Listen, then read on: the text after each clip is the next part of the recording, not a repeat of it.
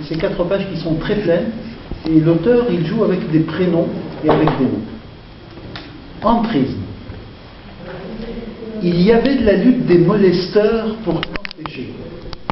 Il y avait les bonnes âmes de Qurwan pour te prêter main forte. Il y avait un enjeu époustouflant dans la nuit du destin. Ton nom allait passer. Quel nom? Il y avait une grande révolution de l'inscription dans les rouleaux du grand moulin à prière. Ils devaient, les vrais prélats, toujours chargés de leur mission sacrée, en litanie dire les noms des bienheureux, des sanctifiés, des pardonnés. Et Anne-Marie, pour une lutte acharnée de l'ouverture à ton nom soufflé par Al-Ma'ari, de saints patrons avaient reçu ton entrée comme un renouveau, une promesse, une étoile de roi mage. Ils disaient les multiples nouveaux noms, mais difficiles de sortir de leur configuration. Et Anne, mon nom ne passait pas. Arrêtons-nous. C'était bien précis dans la vision de Marie et Anne, sa mère. Il y avait une hadra et après le chant Isa, Maryam.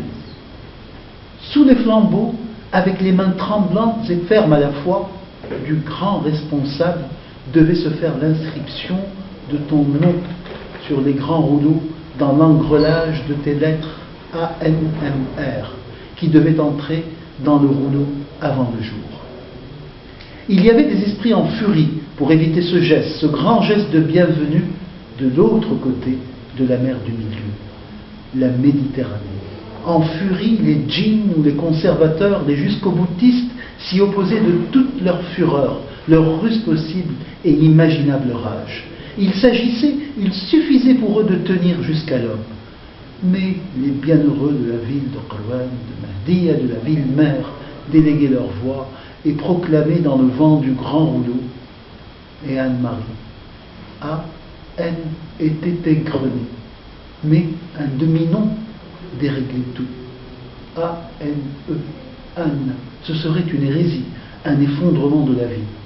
Et Anne-Marie disait, Leïla disait, Amel disait, Salma, celle qu'elle avait protégée, celle qui avait compris. Et Anne-Marie. C'est alors que la colonne de Qurwan mit en mouvement un grand instrument avant pour disperser les barricades du contre-courant. Les démolisseurs du bon temps et le grand responsable en second, Iskandar, le grand maître des noms, imprima un mouvement d'approche à ce grand corps et décisivement, délibérément, il poussa Anne-Marie El-Khatib dans les dents du rouleau de l'engrangement sacré. Et tout le monde comprit qu'il était vain de se poser à l'ultime décision de la nuit du Mahdi.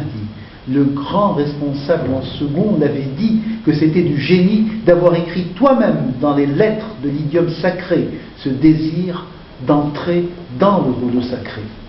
Et vous pourrez même y mener une école à votre gré. Mais quelle école?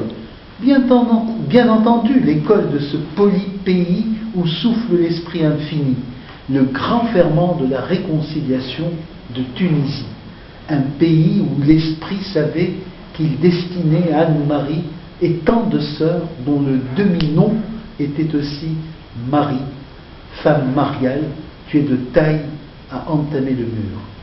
Marie-Christine, si folle et sage dans ses élans sculpteurs. Marie-Claude, si aguerrie dans son exil préalable. Marie-Hélène, si sage dans son retrait. Et Marie-Hélène, si sage dans l'argile.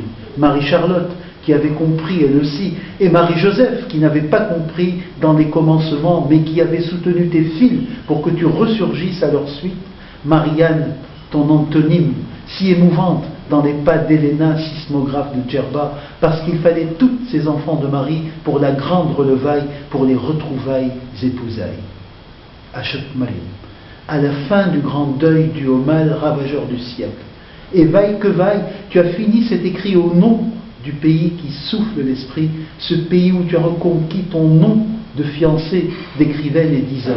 Et je vous ai parlé en mon âme quand elle pousse les corps au grand effort de culture, suture, réparation, culture, suture, réparation, avec ou sans effraction, avec les femmes de Tunisie. Voilà, c'est un très beau texte. en tout cas, mais en fait,